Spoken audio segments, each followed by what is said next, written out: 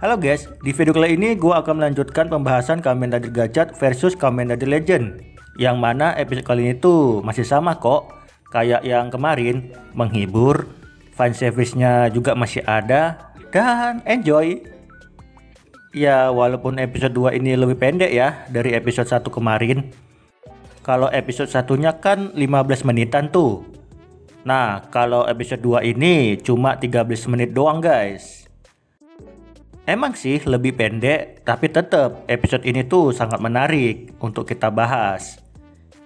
So untuk itu langsung aja lah ya, ini dia pembahasan Kamen Rider Gachat versus Kamen Rider Legend.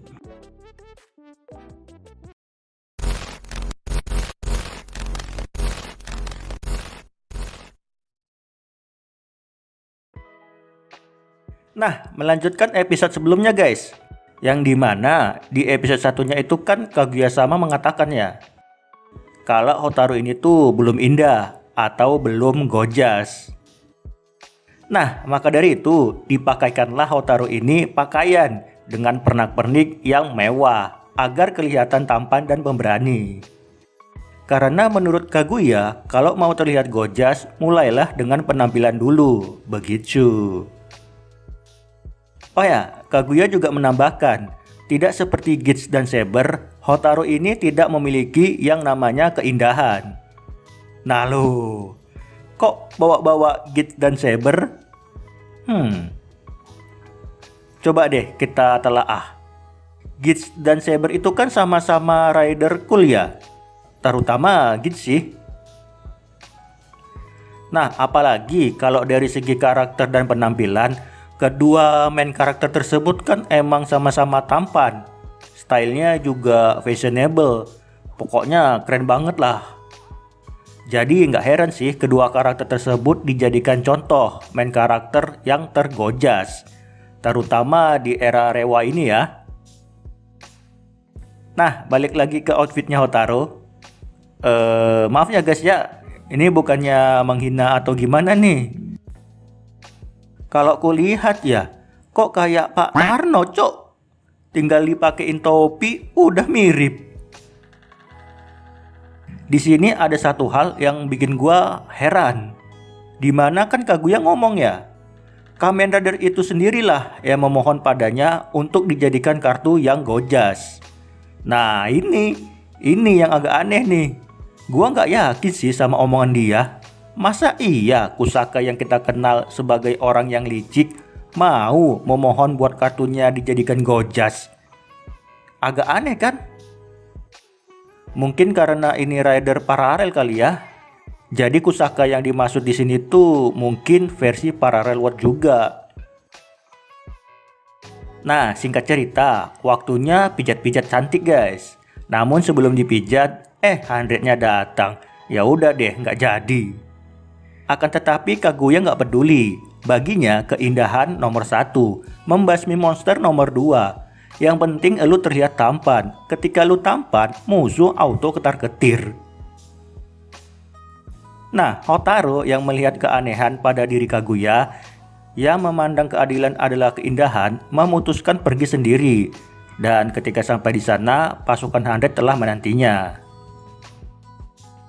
Namun sebelum gelut, Hotaru sempat bertanya kepada Butler. Lah, dia beneran gak dateng nih? Terus gua bertarung pakai apaan? Wong bednya aja dipegang sama dia. Nah, lalu dijawab deh sama Butler. Jadi, waktu kecil itu Kaguya ternyata pernah diselamatin dikit. Yang dimana kejadiannya itu pas lagi invasi besar-besaran pasukan Kashin yang mengakibatkan kekacauan di mana-mana. Nah, salah satu korban kejadian itu adalah Kaguya dan kakeknya. Namun sangat amat disayangkan, kakeknya harus meninggal. Akan tetapi sebelum mokat, kakeknya sempat memberikan nasihat, yaitu, Kaguya, gunakan cahayamu untuk menjadikan dunia ini hangat dan makmur. Dan setelah itu baru deh dia ditolong sama Kamen Rider Gikid. Nah, apakah ini yang menginspirasi Kaguya untuk menjadi Kamen Rider? Sepertinya sih iya ya. Karena kalau kita lihat, bentuk Kamen Rider Legend ini tuh mirip. sama Kamen Rider Decade. Jadi nggak heran sih kalau Tsukasa ini itu panutannya. Terus pertanyaan kedua nih, bagaimana timelinenya? Apakah ini timelinenya Zi-O atau timelinenya Decade? Kalau ngelihat musuhnya ya, yang kasih ini sepertinya sih Zi-O ya. Tapi bukannya di Zi-O itu Tsukasa pakai Neo Deka Driver ya? Sedangkan ini pakai bed yang putih. Nah, ini sih bisa jadi Decade yang di movie-nya Zi-O yang over quasar. Tahu kan? Di situ kan Decade pakai bed yang putih ya, bukan yang magenta. Jadi kemungkinan Kaguya kecil ini berasal dari dunianya Zi-O yang over quasar. Oh ya, sekedar info aja guys, suara Tsukasa yang ngomong Daijoubu kah? Nah, ternyata suara itu tuh suara aslinya Masahiro Inoue guys, bukan suara yang nyoplok dari mana lagi tuh. Kalau kalian penasaran, ada tuh di channelnya si Mamang.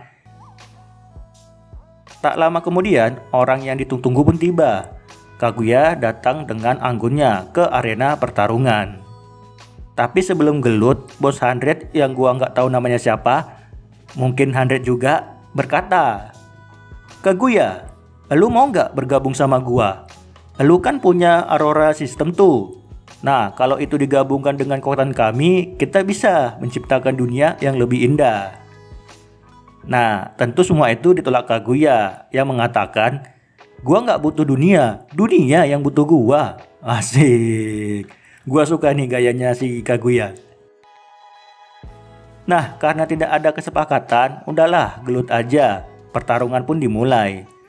Di sini Hotaru diberikan 4 kartu Legend Rider, yaitu Double, Oz, Foze, dan Beat.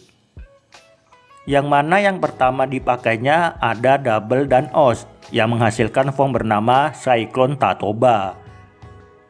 Formnya nggak perlu dibahas lagi lah ya, kemarin kan sudah. Yang intinya sih untuk gua ya keren-keren aja. Cuma yang disayangkan tuh ability-nya yang nggak dilihatin di sini. Coba aja dilihatin kayak form Exit Mighty. Beuh, pasti lebih keren tuh. Terus yang kedua ada form Full Rocket. Nah, kalau ini dilihatin ability-nya guys. Yang mana Gachet bisa terbang ala-ala pakai roketnya Foze, dan juga finishingnya ala-ala Beat. Kayak ada jalur diagram, apa sih itu namanya? Fisika. Ya itulah pokoknya, tak tahu. Nah, di pertarungan lainnya, Kamen Rider Legend menghadapi Kamen Rider Warlocks, yang mana usernya tadi adalah bosnya 100. Dan nggak usah ditanya lagi lah ya asal usul bednya dari mana. Gak usah dipikirin lah. Makin pusing ntar kalau kita berteori sana sini. Nikmatin aja. Lanjut di pertarungan ini, Kamen Rider Legend menggunakan form yang dari kemarin sudah kita tunggu, yaitu Kamen Rider Legend Decade. Wah, gila. Ini epic sih. Kamen Rider Legend berubah pakai form Decade dan finishingnya pakai special attack-nya di end. Beuh, mantep kan? Lengkap. Musuh pun auto mokat dibuatnya. Nah, dengan kalahnya bos 100, berakhir pula petualangan Hotaru di dunia ini. Dan dia pun bersiap untuk pulang kembali. Tapi nggak tahu kenapa ya, pas di endingnya ini kok aku merasa kayak ngegantung gitu ya. Seperti ada sesuatu hal yang masih tertinggal. Kayak misalkan bos 100 ini, masa matinya begitu doang? Bentar amat. Terus pas Kaguya ngomong, "Tunggu aja Hotaru, semua itu milikku." Nah, kata-kata ini tuh mencurigakan. Apakah di next episode giliran Kaguya yang datang ke dunia Hotaru? Ya itu pun kalau ada spin-off-nya. Kalau nggak ada, nangislah di pojokan. Tapi jujur ya, aku sih benar-benar berharap mudah-mudahan ada lah ya. Soalnya sayang banget kan karakter kayak Kaguya ini disia-siakan. Apalagi kita juga udah jarang dikasih karakter yang berwibawa kayak si Kaguya ini. Nah, jadi menurut kalian gimana nih? Apakah peran Kaguya sampai di sini aja atau akan muncul lagi di spin-off lainnya? Tulis ya komentarnya.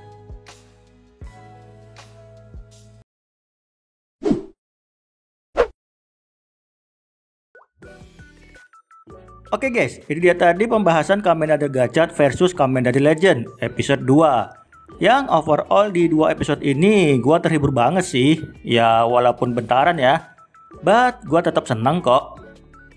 Ya udah guys, sampai di sini aja pembahasannya dan sampai ketemu lagi di pembahasan lainnya.